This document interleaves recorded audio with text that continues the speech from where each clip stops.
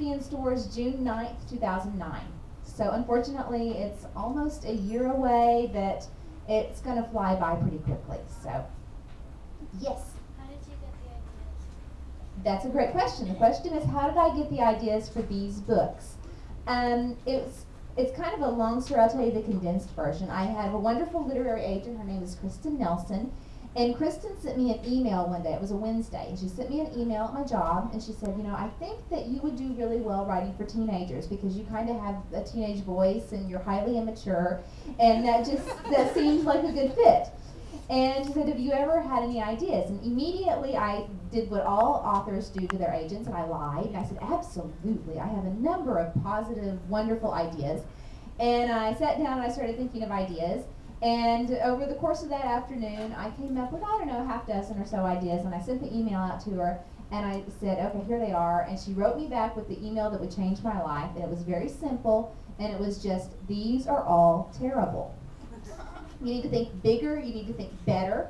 It's not enough just to have an idea with a teen girl. Teen girls are smarter than that. You know, you've got to give them something they haven't seen before. And so I went home and I popped a big bowl of popcorn. I was watching the TV show Alias. Do you guys remember Alias? Which was a great show. And it was kind of an old flashback episode of when Sydney Bristow's little sister was in an orphanage in Argentina. And I look up at the TV and I see these little girls who became spies running around this big abandoned building in the middle of the night. And the very first thought that came to my mind was, oh my gosh, did she go to a school for spies? And I turned up the volume, and no, that wasn't it. But by that time, what's already in the back of my mind, guys? School for spies. How totally cool would that be? And as a writer, I'm always interested in the question, what's the worst that can happen? You take a perfectly ordinary character or a perfectly, person who's going through their life, and you mess it up in the most interesting way possible. And so I said, well, if I'm a teenage girl and everything that I do is covert and everything that I do is a secret, the worst thing that can happen to me is for me to fall for a boy who could never know the truth about me. And so immediately I sat down and I wrote that off to my agent. I sent it to her and she said, yep, that's it. And I went to work over the next 3 nights. I wrote 12 pages a night, and I ended up with 36 pages and a synopsis of what the whole book was going to be, which is kind of like a book report about the book, but before you've written it, which is kind of confusing. And sent it off, and almost immediately it was going to be a deal. And then just good things started happening at that point. All because somebody was willing to tell me those are all terrible. So that's why I like to tell readers it's important to have somebody in your life who will always tell you the truth, even if you don't want to hear it. So moms, this is your opportunity to elbow your daughters. Who else has got a question? Those are great questions. Yes? Where do you go when you write? Where do I go when I write? You mean mentally or physically? Mentally. I have a phrase that I call going deep, and that's when especially when I'm rewriting, it's you sit down and you rewrite, and I am wherever the characters are. So if Kimmy's in her room, I'm in her room. If she's in the Great Hall, I'm in the Great Hall. If she's in the peony barn, I'm in the peony barn. I'm trying to be wherever she is. Physically, I just moved and bought a new house, and so there are a couple of different rooms in my house that I write in. I have a kind of a big open room that I rewrite in because I have to spend hours upon hours upon hours there. And then I have a little tiny closet-sized room that I write in. And that's where I go and I say, okay, I cannot leave this room until I have 1,200 words done.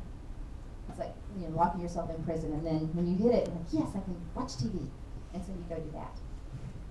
Yes, in the back. Was the school ever based on a school that you went to? Oh, no. Well, I could tell you that no. No, I went to, I grew up in Oklahoma. I live there now. And I went to a very, very rural, small town public high school and middle school and all. And it was a great educational experience. And it's nothing whatsoever like this. And so I think probably a lot of kids had that kind of boarding school fantasy. What would it be like to go away and everything? And so I always had that. Plus, I always wanted to live in a house with secret passageways for some reason. Like, I was convinced that my ranch house that was built in 1972 was full of secret passageways. I kind of don't think so. But, if I ever become Stephanie Meyer, that's what I'm going to do. I'm going to build a house with secret passageways. And so that's just where it kind of started with. Other questions? Yes? What's your third book called? What is the third book called? I'm afraid I can't tell you that now. But there is going to be a contest. I've built, you guys remember how we did the, what was it called, the code contest for book 2? Well, we've actually built a crossword puzzle for book 3.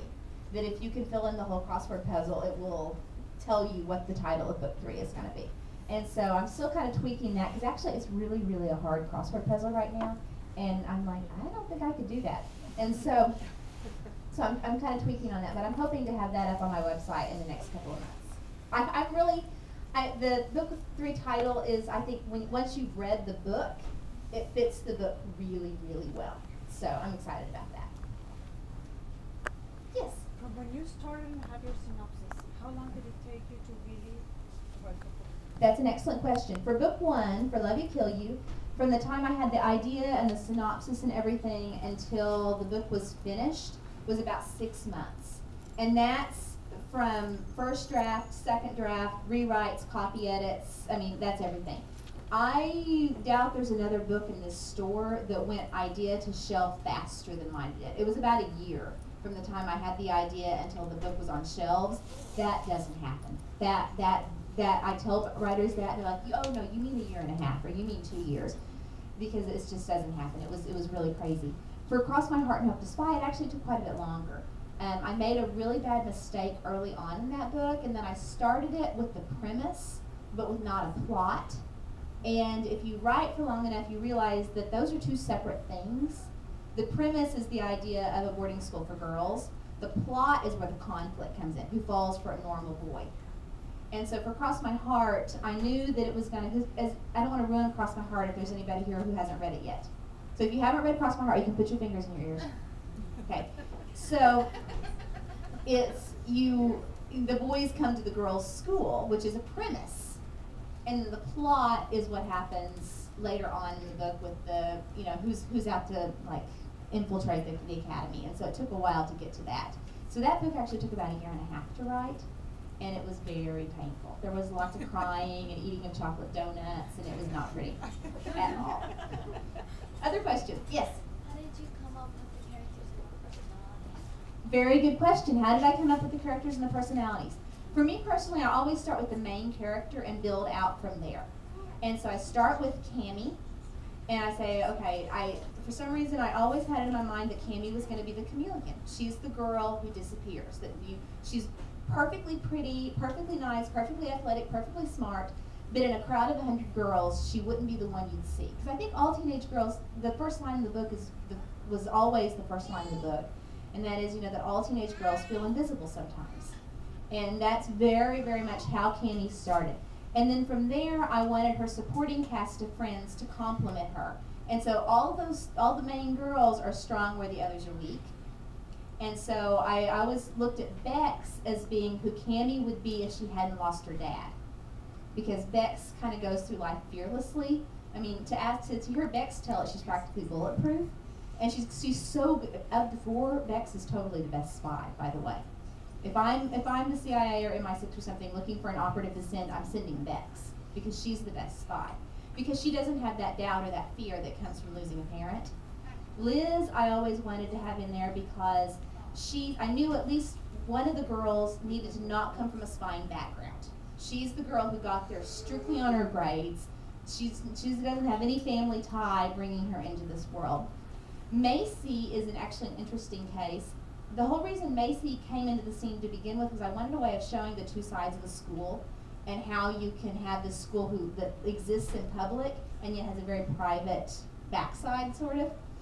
And so Macy came initially just for the purpose of having the code read. And then my agent, Kristen Nelson, read that, and she said, oh, Macy's staying, isn't she? And I said, well, I just kind of thought she'd come and go. And she said, no, Macy's staying, isn't she? And I said, oh, absolutely, Macy's staying. And so that was a really good thing, because Macy's big hint, Macy plays a big role in book 3. So Macy, I'm really, really glad